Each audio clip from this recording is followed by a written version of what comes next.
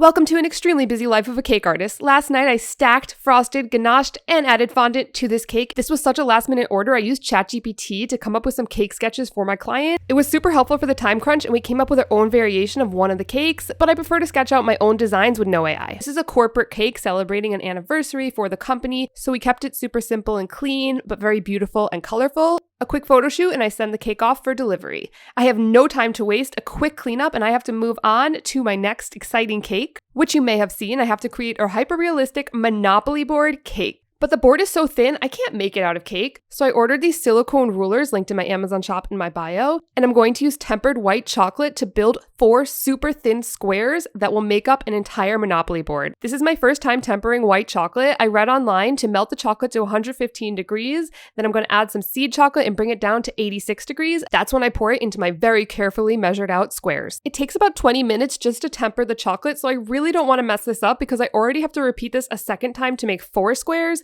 and I don't really want to do it more than that. I find the smoothing out of the chocolate to be so satisfying. I let it sit for about an hour, and then I carefully peel away my silicone rulers. I was super nervous at this point because the squares were bending as I peeled them away from the plastic, and I did not want it to crack. White chocolate is much softer than dark chocolate, so I have to be super careful. But I was so happy that it actually worked and I was able to create these crazy thin squares of chocolate. And when I did my temper check, it totally made the snap.